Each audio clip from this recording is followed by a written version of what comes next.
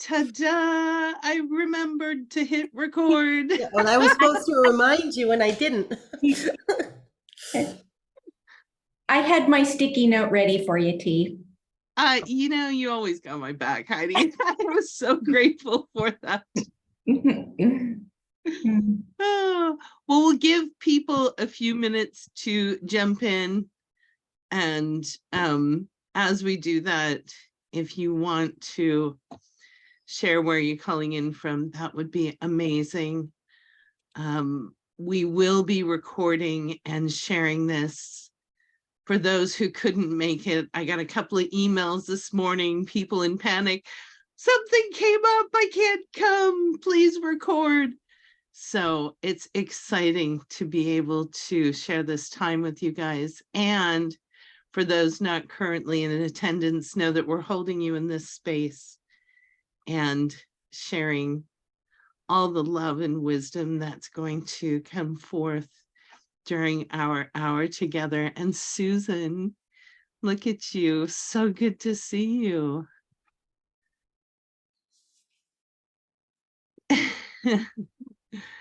So Heidi has dropped into the chat where she is calling from, and I'll invite anybody else who would like to do so as well, just to let everybody know where we are. And who knows, you might meet a new friend who's close to you. I am in Seattle, as most of you know. So the agenda today is I want to start with a meditation. And the reason for that is that the energy right now is incredibly powerful. There is so much going on.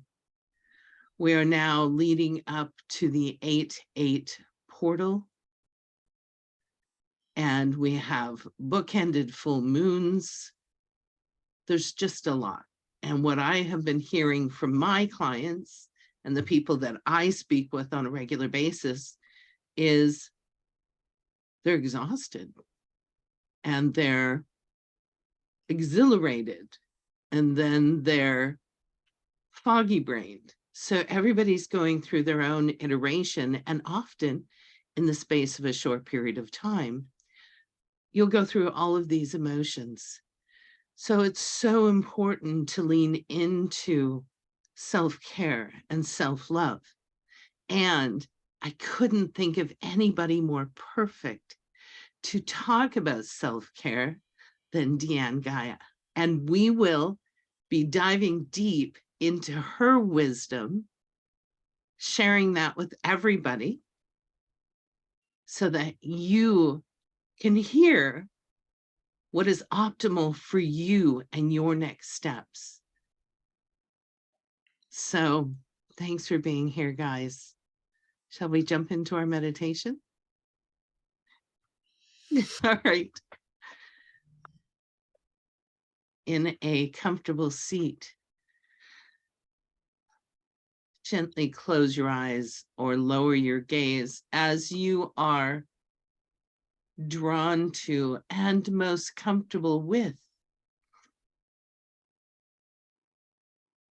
Breathing in through the nose and out through the mouth. You are at choice during this meditation to receive what is optimal for you. This meditation will be energy encoded for you to settle your systems into a place that is of your greatest benefit, of your greatest purpose, that supports your evolution into that new space. You are in the incubator. And we, your guides, your teachers, your support team, we love you so much, and we are standing by at the ready to guide, support, love, and nourish your systems through this time of great change. Breathing in through the nose and out through the mouth.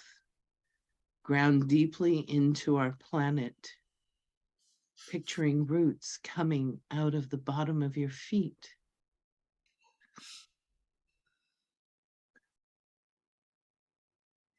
Run the energy up your vertical tube, that tube of energy that runs foot to crown through your systems. Breathe in through the nose and out through the mouth as you feel the earth energy moving up your vertical tube. Feel it move through your legs, your hips, your abdomen, into your chest, expanding the love you hold for self and others, into throat, head, and out the crown. And as you reach the crown, feel your vertical tube expand just a little bit, just enough so you are comfortable and can receive the energies coming down through the crown chakra from the universe, your guides, your soul, your angels, those who support your journey.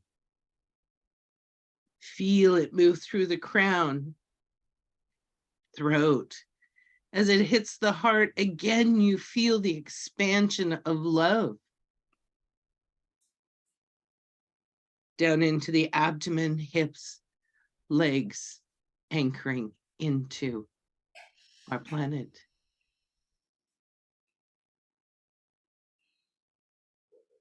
And I ask, for this is a free will existence. Do you receive the energy codes and quantum fields that are meant for you to support your evolution? And if so, in your head, say yes.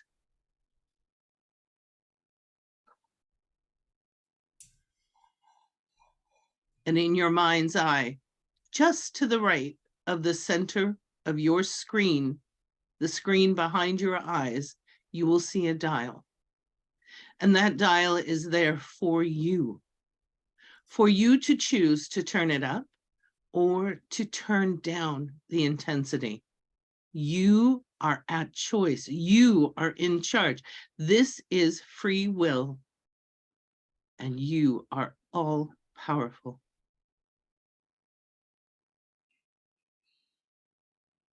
Breathe in through the nose and out through the mouth as you ground into and settle gently into this place of receiving, knowing that wisdom shall pour forth for you in our time together. Breathing in through the nose and out through the mouth 3 times. And as you hit your 3rd breath, anchor into this present moment. And when you are ready, gently open your eyes and join us.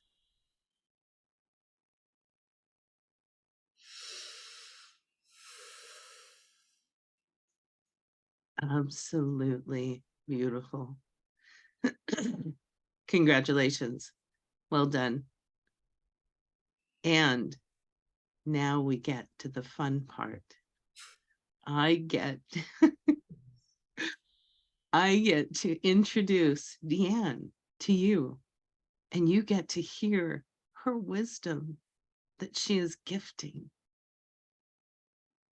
And thank you for receiving it. So normally I go in and I have a screen pulled up over here that has her bio, but her story is so heart-centered that I wanted you to hear it from her. So I'm going to turn things over, let DeAnne speak, and she's going to share her story with you, how she got into fitness and why she is who she is today. All you, DeAnne. All righty. So nice to be here. Thank you, Teresa, for hosting me, and welcome new friends and old friends. And so really, my story and my beginnings with fitness began when I was a 4-year-old girl. And I was living in Indiana with my mom and dad, and my mom was my primarily caregiver. And one of the things I can just so vividly remember to this day is that we did many things together, but exercise was one of them. And we would have a little, black and white TV with the antennas, and we would adjust the antennas just so, and maybe you had to put some tin foil on one of them to make sure it was getting whatever. And we would turn on Jack LaLanne. And Jack LaLanne would show up in his blue suit and his chair, and together my mom and I would exercise with Jack LaLanne. And for me, it just was a magical experience that I could share with my mom. And it also was my first real experience with just being fully embodied, being in my body, and just enjoying movement. And I was just like, this is just so great. And it just left this imprint with me. And the experience with my mom. So that's where the seed was planted. And my mom ended up, when I was 4, having like a grand mal seizure. And one Saturday morning, my brother and I are sitting there watching cartoons, Saturday morning cartoons, and eating Captain Crunch, and everything's jolly and fun and whatever. And then all of a sudden we hear sirens, and the red lights. And next thing I know, EMTs are rushing up the stairs, get my mother, come back down with her out the door on a stretcher. And I was just like, what the heck just happened, right? So that was my first big life wave. And she ended up dying right before my 8th birthday of a very rare brain tumor at her brain stem, a glioblastoma. And at the time, they didn't have the technology that they do today. So they never really knew until they did the autopsy what caused her death. But so that experience just hit me, as an 8-year-old girl. I felt like the rug was just pulled out from underneath me, because my mother was like my world, my foundation. She introduced me to so many things that I still carry with me: love of nature and animals and fitness, and being an independent woman, very kind of free spirited. So her goes with me. But when that happened, I didn't know what to do, and my family didn't handle it very well. They pretended like she never existed. They just threw everything away that was hers and said, everything goes on as normal. So that's how I was kind of programmed. But within me, I knew it wasn't normal, and I didn't know how to handle it. So I just instinctually went inward. I really don't know what made me do it, but I just went inward.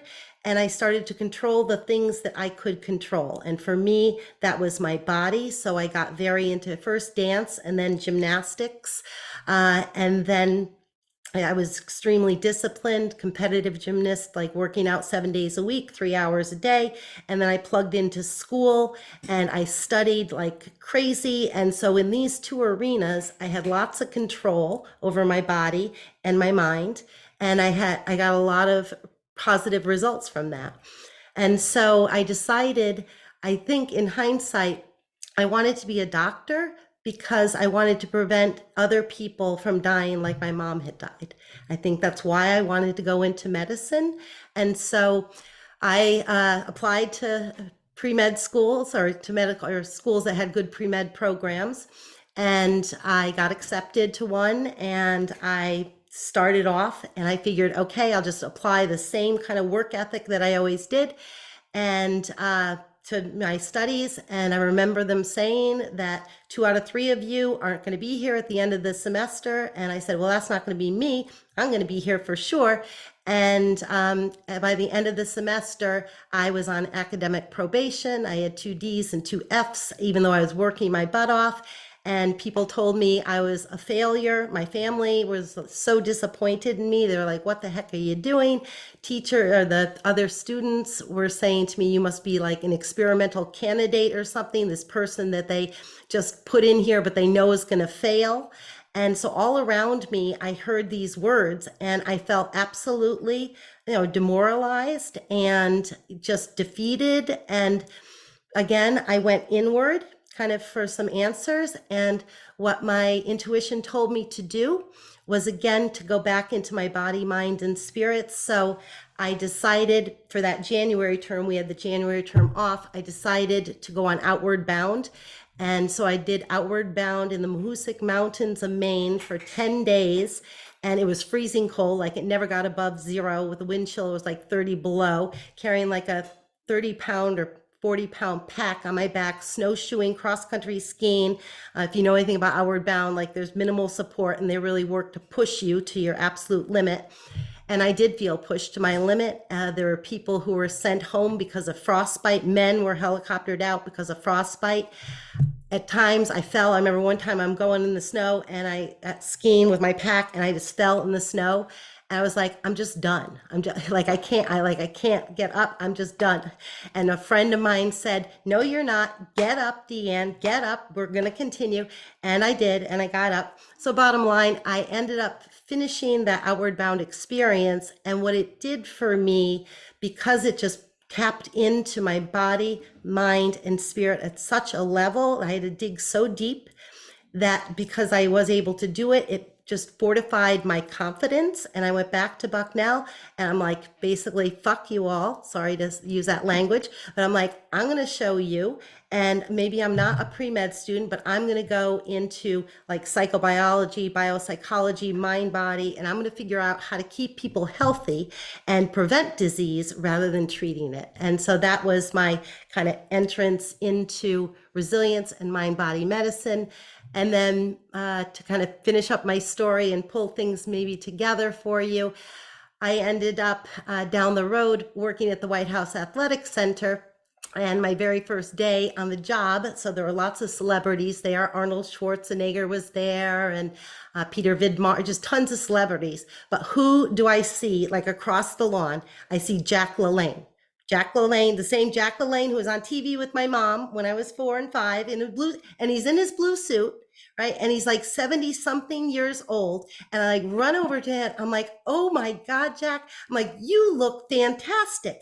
I said, I did all your workouts with my mom when I was a little girl. And I'm like, I can't believe it. He goes, well, I feel fantastic. And he drops down, I'm not kidding, and did like 12 perfect one-arm push-ups and then jumped right back up. And I was just like, holy crap. Like, this is what exercise can do for a person. Even though he aged, even though he was much, much older than when I was a little girl, he looked great. His posture was great. His physique didn't look that much different. The blue suit still fit. And he got down and did those push-ups. And I thought, hey, he's onto something. And that really, I think, was the kind of spark that then fueled most of my career as a holistic fitness professional. Because, for me, fitness, we'll go into it more, I'm sure, later. But really the idea of mind, body, and spirit always being interconnected and always influencing one another is so important. And when you're starting to feel off in one area, if you plug, like say you're feeling off physically, you can go into mental or spiritual kind of practices to help regulate your physiology. On the other hand, if your head is getting too busy, too much there, your mind, you can drop into your body and use your body to shift you out of that state. So you have like 3 kind of portals into the human dimension that you can go in and adjust. So that's kind of my background and my story and what brought me to what I do and why I like it so much. Thank you so much, DeAnne. I absolutely love that story. And first, I want to say that I always cry when I hear about your mom. I always do, because I know that she is an angel standing behind you, and she has gently nudged you down this beautiful path. And I can't imagine what the world you're moving into what is your soul's expression of fitness and holistic healing. Holistic health and fitness as a lifestyle is so vital to everyone you touch that it's inspiring and impressive. So thank you for sharing this story. Thank you. And her birthday, just so y'all know, and you know, Teresa, so her birthday, she would have been 85 on 8/8, the Lion's Gate, which Yeah. last year when I realized that, I rewrote my origin story and I reframed how, because my mom and the whole thing it just made me very painfully sad, like for most of my life, just so sad. But last year on her birthday was the first time I reframed the whole thing, and I'm like, what a gift she gave me, because from a very early age she gifted me fitness and that experience with Jack LaLanne on that black and white TV. And she gave me the gift of mortality motivation. So from a little girl, I knew that none of us knows how much time we have here on this earth. We don't know, right? And not to be down about it, but that is actually a gift, so that you look at each day as a precious gift and you experience things with carpe diem, and you don't take anyone for granted or anything for granted. And then also that people are so much more important than anything. You could have all the material wealth in the world, but if you don't have a beautiful person in your life who you love, if they go, like, that's worth, you can't put a price tag on that. So I saw it as a gift, actually, her death as a gift, and it was a shift. Well, congratulations, because I have the same belief system. My mom also has passed. And for me, I believe that her passing was a gift to me. I had a very deep meditation before she passed, and we had a powerful conversation that influenced my life in beautiful ways. And I hear you say, and you've touched upon it a little bit, fitness is freedom. And I want you to go a little bit deeper into that for us, because I know that not only is it your saying, but it's your lifestyle choice. Mm-hmm. So fitness is freedom is one of my mottos. And why I say that is that what I've seen working with people, thousands of people over the years of all different ages, that the fitter you are, the more you're able to do, which probably sounds obvious. But as you get older, it seems for a lot of people, their window of choices starts to narrow. So, when they're very young, they can, say, play tennis, and they can go to a baseball game with their grandchildren, and they can, meet up, go on vacations to wherever. They can do all this stuff. But as they get older, as their fitness level declines, then they start to not be able to, like, do the sports they used to be able to do, or they can't climb up the bleachers. So that means they can't go to the baseball games with their grandchildren, or they have health issues, so they can't fly, whatever it is. And so what I've seen is the fitter you are, the more choices you always have available to you. And I can share a story about a client of mine who really is a superstar and such an inspiration, and to show you that because you age and physical decline do not have to correlate with each other. That is completely up to your lifestyle and choice. And because of neuroplasticity and our body always evolving and changing, you can turn your fitness around at any age you want. Every dimension of fitness, whether it's muscle strength, endurance, flexibility, balance, agility, you name it, you can train it at any age and improve it at any age. And so my client, I started working with this wonderful man at 7, he was 79 years old, and he had just lost his wife of 60 years. He had survived 4 cancers, lung cancer, where it left him with 1.5 lungs, as he says, boob cancer. So he had his one breast removed, and then he had bladder cancer and prostate cancer, survived them all, and a heart attack, had just lost his wife. He was very overweight, on lots of medications, couldn't even walk around the block once, couldn't bend down to tie his shoes because his big belly got in the way. And his daughter-in-law called me up and said, DeAnne, do you think you can help my father-in-law? And I said, well, let me sit down and talk with him, and let's have a conversation and see if, what I have to offer him sounds interesting and if he wants to do it. So he said yes.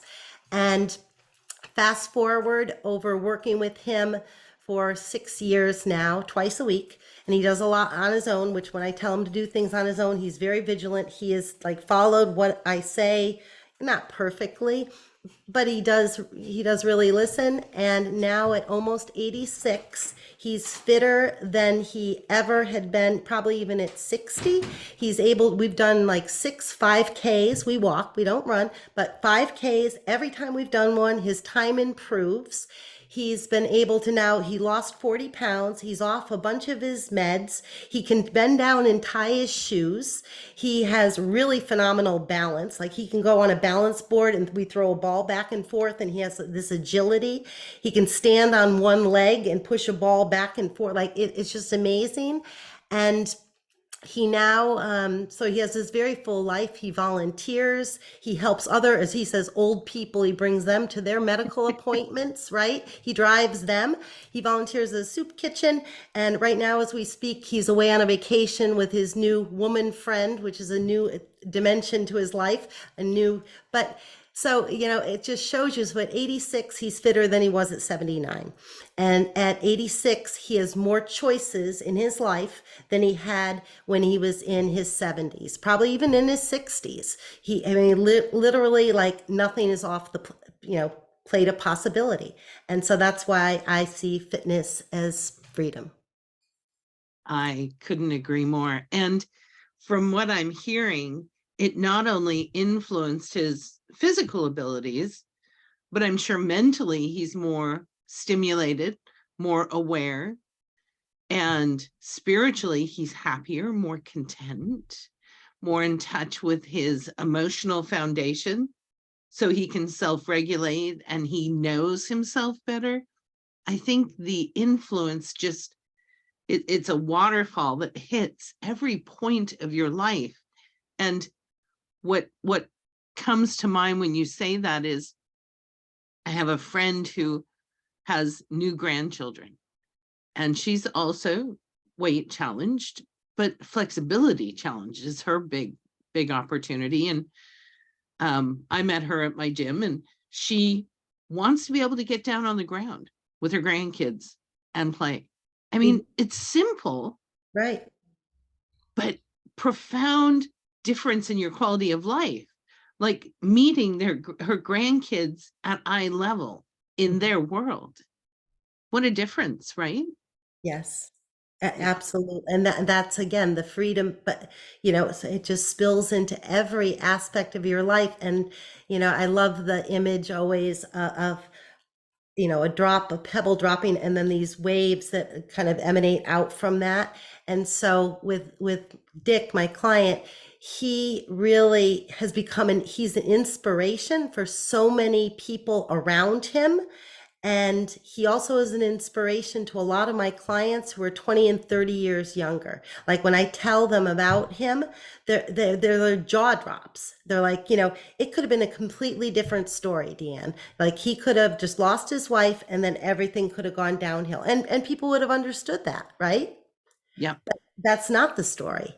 And really was a collaborative effort. Me being a Sherpa or a guide, of course, but him being a willing receiver and a willing participant to try all sorts of things. And little aches or pains, he would say, oh, my knee bothers me a little bit. We'd stretch, we'd do whatever, but we wouldn't let it stop us. And we even had a couple of times in our history together. I remember one time he actually broke his ankle. And so he was in a boot, And he was so upset. He's like, and his, again, daughter-in-law called me. He's like, DeAnne, you got to reach out to my father-in-law because he's really down in the dumps. He broke his ankle and now he thinks his fitness is just going to go down the tubes, and he's all upset. And, because it's really started to become a part of his life that he really enjoyed. So I showed up and I talked to his daughter-in-law. I'm like, we're not letting this stop us. We're not letting this stop us. I said, you have some money, right? We're going to get him an Airdyne bike. So an Airdyne bike has the handles and it has the pedals, and you can strap your foot in, and it has pegs. So I'm like, Dick, we're going to get an Airdyne bike for you, and we're going to continue doing everything that we can do. Keep up your cardiovascular fitness, keep that, even with that boot on. And he was just like, really? I'm like, yeah. And so we ordered this bike, and the two of us put it together in his living room. And I'm very mechanically challenged, and he's directing me. He's like, put this here, DeAnne, put this here. And here he is with his boot, his leg up, do this. And we put this thing together, and he climbed on board. I saw pictures of him with his foot on the peg in the boot and going along like this. And I'm just like, see, we're not letting it stop us. He's like, it was just huge. Anyway, so every journey has your setbacks, right, and your places where you're challenged, but with the right mindset you can overcome if you're just a little bit creative and adaptable and willing to do things differently. Yeah, I love that story. Thank you for sharing that. What's dropping in for me is you were the guide that didn't say no or didn't take no. You were the guide that kept moving them forward. And this is something that I believe right down to my toenails. We are not meant to walk this journey by ourselves, period.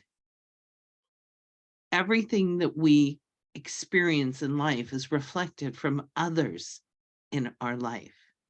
So that is just a profoundly beautiful example of your being the guide that empowered a new level of relationship to his well-being. So I know we have a lot to cover. So let's see. We have an experiential that DeAnne wants to take you through, and I know she wants to talk about resilience alchemy and the SURFER'S Method. So DeAnne, you tell me, where do you want to go next? I'll share one other quick story about overcoming, just so you know. I think it's a good example of kind of what I've done, but also overcoming. And then I'll lead you through a little experiential and then talk a little more about that. So I also trained a lot of people as a personal trainer in Hollywood. And, somehow people think like Hollywood stars have such glamorous lives and it's so great and blah, blah, blah. And so one of my clients was Lily Tomlin. And so I used to go to her house, and she had like the big chair, for Edith Ann would sit in that big chair. And I'd show up at her house to train her, and she was very reluctant. Like, she'd open the door. She's like, go away. Go away. I'm like, and I knock again. She's like, hello, go away. I'm like, no, Lily, we're doing this. We're doing this. And she hated exercise, and she had exercise induced asthma. So we had to be very careful around what we did and how we did it and all of that.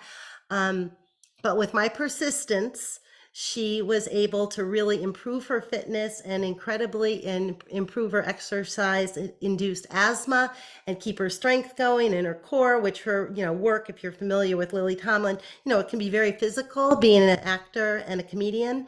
And when we finished our work together, she gave me a signed copy of her book, Life from the Universe, or whatever. I have it, Signs of Intelligent Life from the Universe.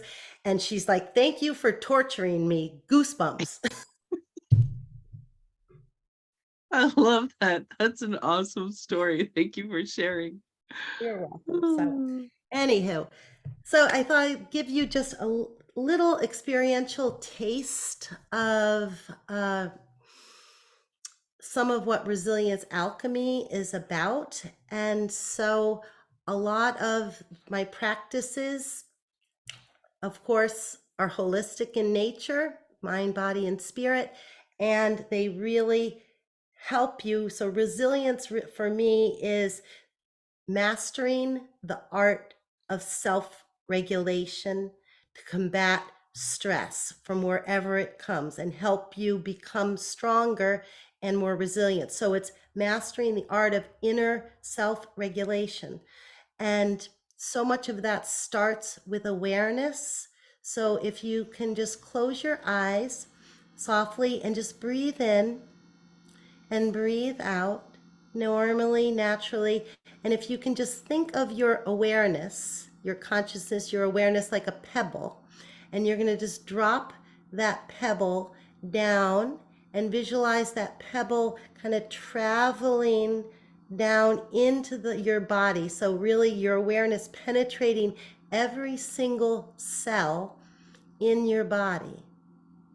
And breathing in, feeling each cell expand, breathing out, feeling each cell contract, and just get a feeling for how much tension you're holding in your body right now, wherever it might be. And if you notice where a place you're holding or gripping a little bit more, it could be in your jaw. That's a common place. It could be in the neck. Maybe your shoulders are a little pulled up towards your ears, or maybe your shoulders are a little bit forward. Maybe you feel a little tightness or contraction in your chest or your abdomen. Wherever it might be, just see if you can pull the breath in and gently allow some of the tension to dissolve on your exhalation. And then I'll have you open your eyes, and I'm going to give you a physical demonstration that I've used many, many times. And I started this with my kids when I used to teach children's yoga to help them understand what happens when we when we grip too tightly versus when we hold on loosely. So it's in Buddhism, we call it practicing right effort. And so I take this singing bowl. I'm like, this singing bowl is just like every cell in your body. The singing bowl is just like every organ, every part of you can be just like this. This could be a cell. And so if I'm gripping really tightly and I strike my singing bowl, there's like no reverberation, right? But if I hold it, so I'm not letting it go, right? It's not going to fall, but my palm is open and soft. And then I strike the singing bowl.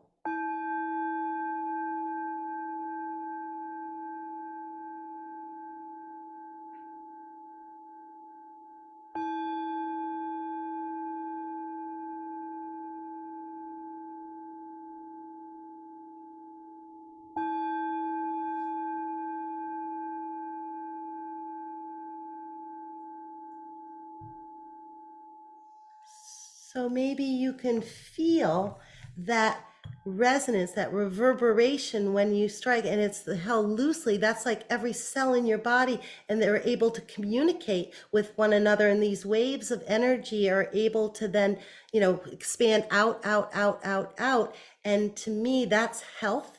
That's health, is that ebb and that flow, and it goes from the cellular level all the way out to every single organ, and then out from our bodies out to every being.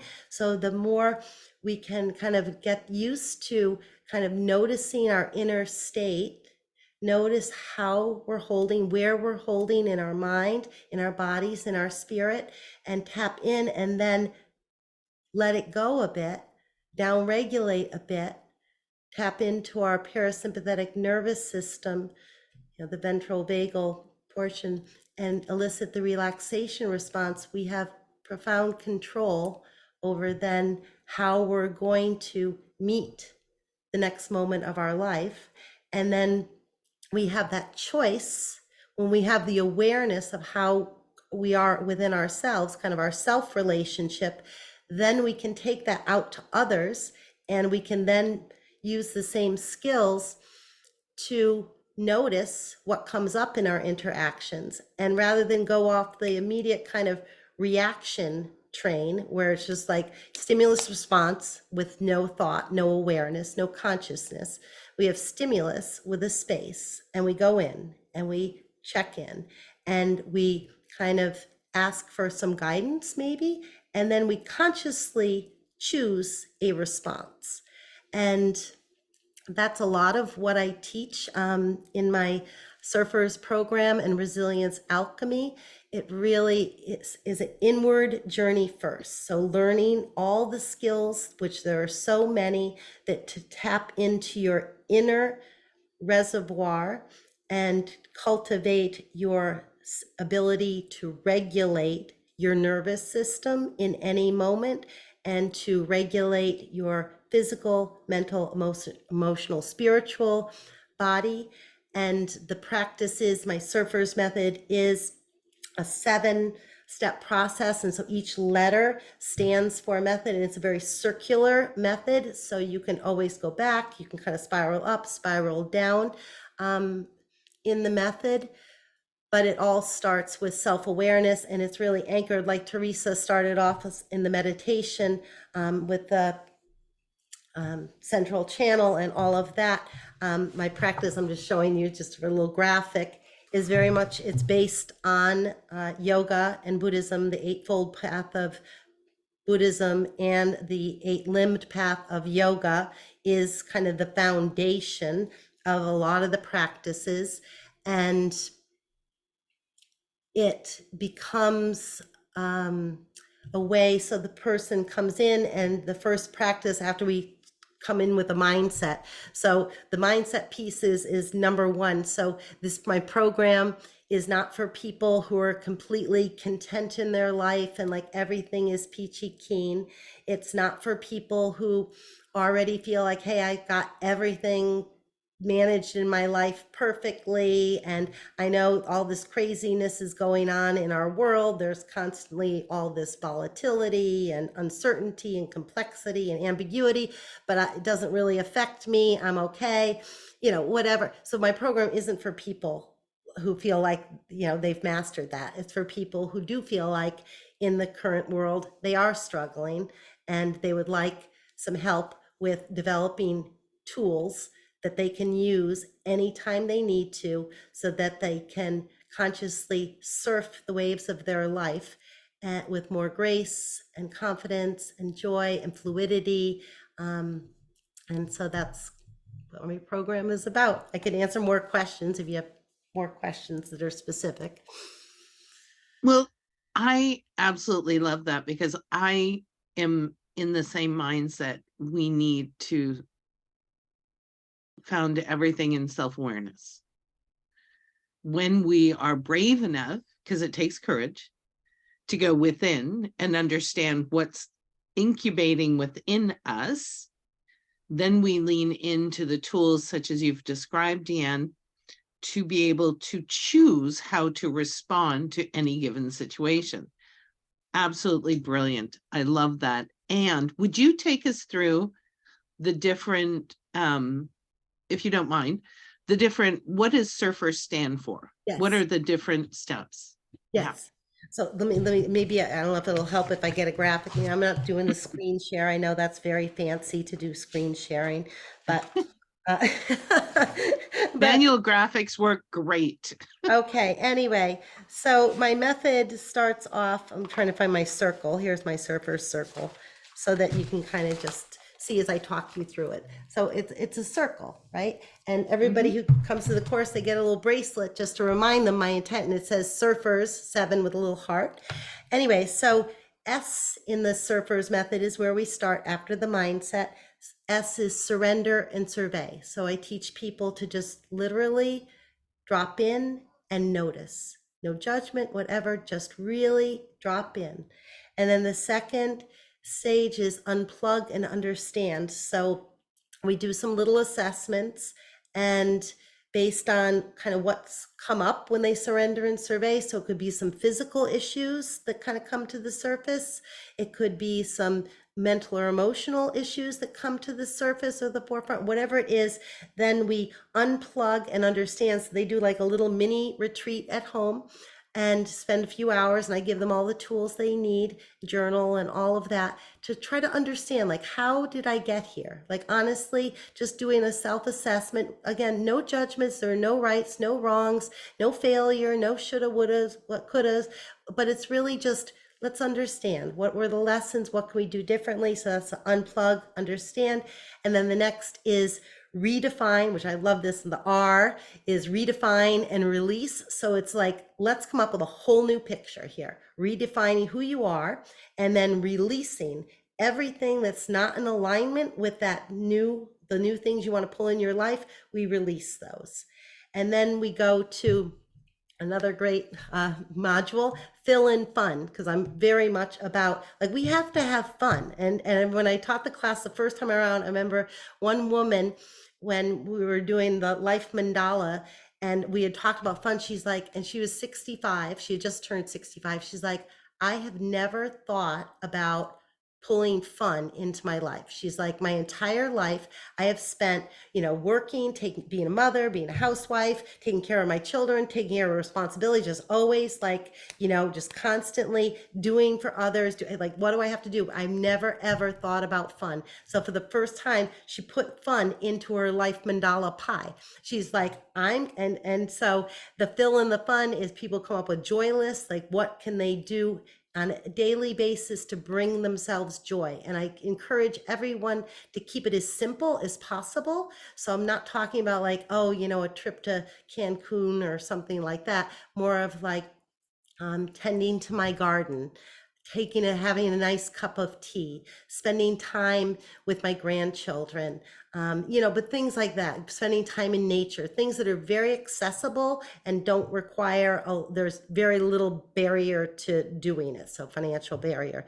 And then we go to energize and exercise, which is all about just kind of using the practices we've developed, honing them, and then practice, practice, practice. And then we go into rehearse and recognize. So again, it's more practice, more kind of like implementing all of this and then recognizing the progress. So I have them like step back and say, look how far I've come in 7 weeks. Look, here I came into the program at the beginning, week 1, here I am at week 7, and I have made all these. So there's like huge pats on the back, whether they're little successes, whatever big successes, steps forward, steps back, whatever it is, but just honoring their process and their journey and having them really acknowledge themselves and each other. And then the last is synergize and surf. And this piece is something which kind of then becomes a work in progress. So the synergize and surf is really taking what you've cultivated and pulling it all together. And then also, if you have activities that take you into the flow state, which is how I look at surf and flow or being in the zone, it could be writing, it could be painting, it could be walking, it could be running, it could be playing an instrument, it could be dancing.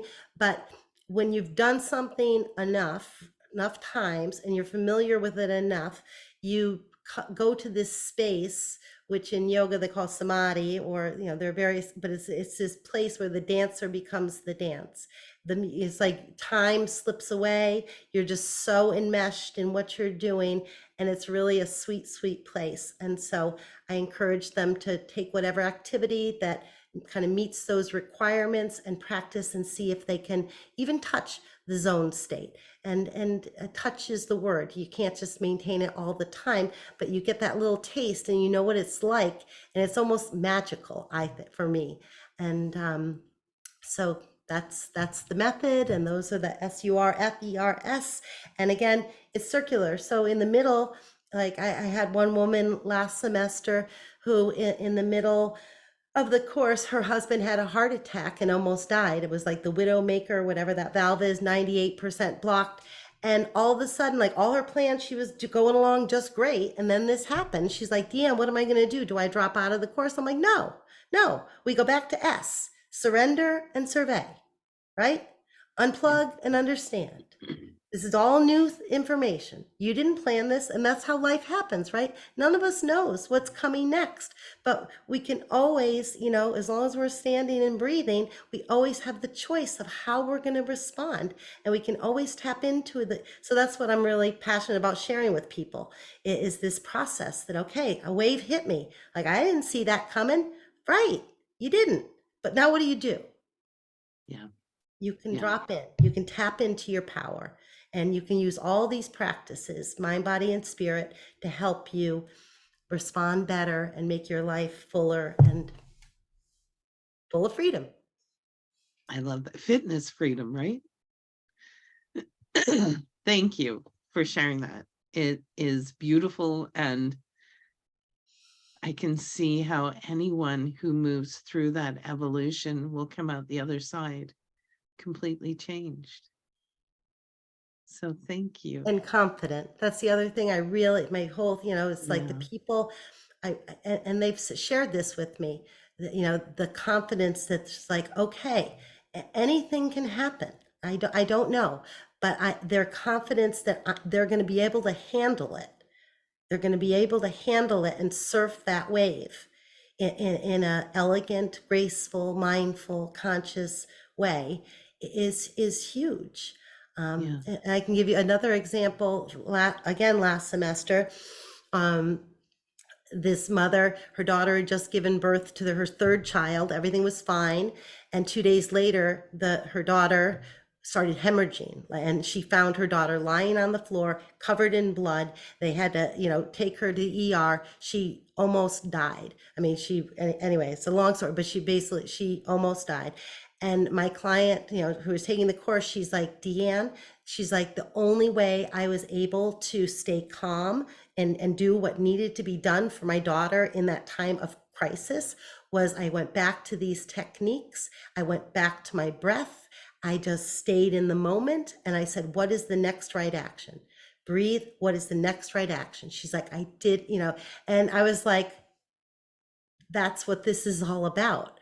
It's Yeah. about, like, she just immediately, like, I know what tapped into her inner locus of control and handled. She's like, if I hadn't taken this course, I would never have handled that situation the way I did. And it doesn't negate the challenges you're going through. It simply gives you the tools to move through them with elegance and grace. You still feel the grief, you still feel the fear, you still feel all of that, which you have to. That's part of the human experience. And you have the tools to navigate it well. Thank you, DeAnne. That's absolutely beautiful and really,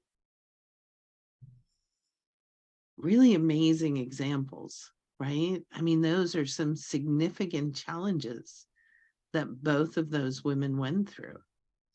So where can they find you? You need to let everybody know where you are.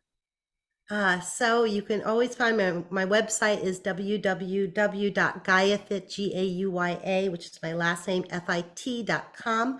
I'm on social media, Facebook, LinkedIn, Instagram. I don't do TikTok. I know Teresa does TikTok. She's a tick and a talk above me.